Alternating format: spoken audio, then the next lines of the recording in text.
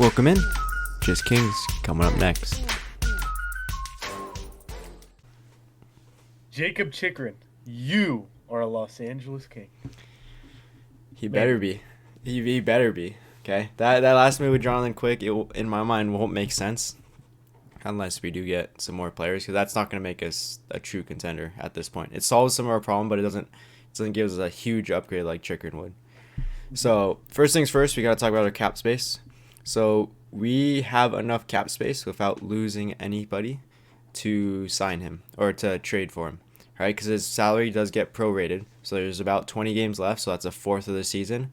So that means that we only have to pay a fourth of his salary for the rest of the season, which will be about $1 million. So we will have enough to sign him or trade for him. Jeez, I keep saying sign him because I think like signing in the cap space, but yeah. In the terms of like having enough cap space Yeah. for him. But yeah, now I know we didn't really give up much for our other trades, so Drew's going to talk about our prospect pool and what we still have left to trade. I mean, yeah. For sure. So looking right away, we gave up one or two picks in this year's draft. But Arizona's not really going to stress if it's next year, I don't think. And these are picks. We also have a bunch of close to NHL ready prospects, not named Quentin Byfield or Brant Clark. We have too many of them, in fact, so they are not going to be able to have a spot on the Los Angeles Kings. Therefore, I think it is best that we trade some of them so they get an opportunity to play in the NHL, as well as we get a player in return before we lose them when they are, restricted free agents? Or even unrestricted free agents, because some of them are old enough to become restricted. Yeah. Right away, looking at it, let's go through the Ontario Reign. You have Jordan Spence, big name, top tier prospect. You also have Jake Moverari, Tobias Bjornfoot. Don't necessarily have a role in the Kings. Those two are a little bit lower end. So they could probably won't be a part of this trade.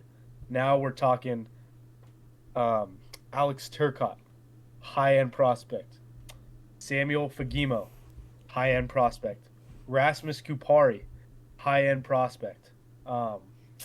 Who else am I missing? Jared Anderson Dolan, but he's not on the. Yeah. So he's on the club. Yeah. Now we're talking NHL ready talent that are in the NHL. Jared Anderson Dolan deserves a place to play.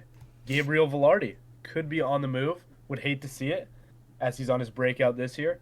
But again, another top tier prospect that's now NHL ready. Another one would be Arthur Kaliev. Currently on our fourth line. Would suck to see him go because he has an insane shot.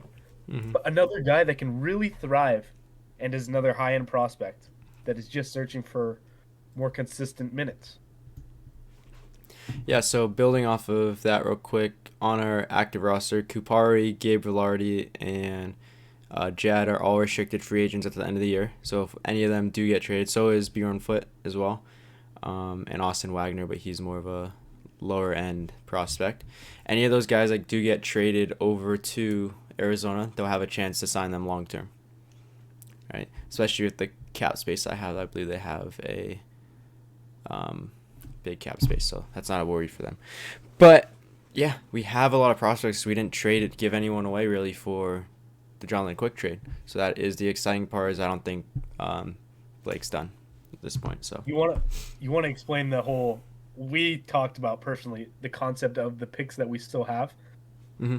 So why would we need them / why we don't necessarily need them? Yeah. So building off that, so right now the Kings are in a space.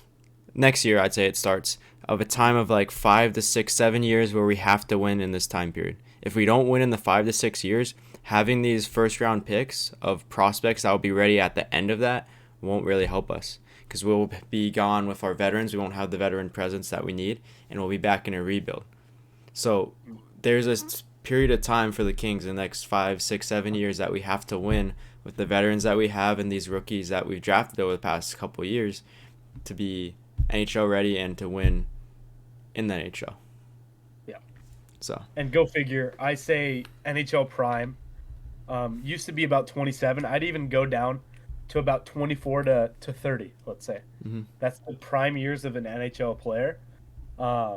let's say we do want to hold on to these picks in 2024. You get an 18-year-old. They're not in their prime for another, what, 5, 6 years? And that will be And out of the span of when we need to exactly, win with the that's out of our people that we window. have. Yeah. And if you look at a player like Gabriel Velarde, who's just now breaking out, it might take these prospects a few years. So, yes, maybe we do have a first round pick, not this year, but the next. And maybe he is a freak stud that we get. But he could take a while to develop.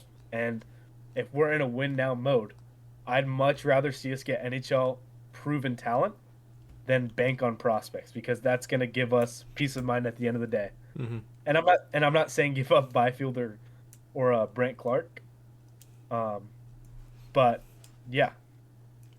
Yeah. Well said. Moving on to our next point. I know you have a lot to say this, but the fit in the Kings lineups that Chychrun would have right away is probably replacing Edler, right? Gavrikov will probably slide down to the third, and then Chychrun will stay on the second. But that gives us 3 solid D lines where we don't have a liability on any lines. Right now, our third line is a little bit liability with Walker and Edler. We'll see how that shakes out on Thursday to see how they change it. But yeah, I mean, it'd be nice to see a solid decor with him. Yeah. And I think having another guy to quarterback that second, what's it called? Power play unit. Power play unit, even though I'm not even saying Jersey's doing bad, but obviously Jake Chychrun would be unreal on that. And then going back to the concept that we have been mentioning a lot recently is you have one stay-at-home guy and one more offensive-minded player on each line, with Mikey Anderson being stay-at-home, Doughty aggressive, Chychrun aggressive, Matt Roy can play a stay-at-home even though he has an insane shot, and then Gavrikov is a stay-at-home. And let's say we do give up Walker, or he's just a scratch, then you have Gavrikov, who's a more stay-at-home defenseman, and you could throw in Jersey right there, and you have 3 offensive-minded guys and 3 defensive-minded guys, which I love. Yeah, no, I mean, it's good balance, and that's a word that Tom McClellan uses a lot, but balance of enough offense and enough defense in each situation. So that's a big thing that the Kings still need. Plus, let me remind you, this kid is only 24 years old. So he is just now entering his prime while the Kings have this window of where they're supposed to win a Stanley Cup. Mm-hmm. Yeah, it's crazy. So, yeah. All right, going on to our last point here is that the substantial offer. I mean, it's still being reported that the Kings have probably the best offer in for Chychrun. So if he is going to get unloaded somewhere this trade deadline, it's probably going to be the Kings. Oilers are out on him because they already made their trade for Ekholm, and we're the next big contender in for Chychrun. So that's just exciting to see as Kings fans now that we get possibly 2 good trades that will, from a business standpoint, that will help the Kings win now instead of 5 years from now. Yeah. So I don't know if you got anything else to say, but that wraps it up for me. Exciting times. Rob Blake has said we're looking to add depth. He said that today in his press conference. Don't know what that means. He's obviously not going to give any hints / lose any leeway that he has, or it's not leeway, leverage, by saying we need this, because then the asking price will go high. So let's just wait and see until Friday, whenever the deadline ends.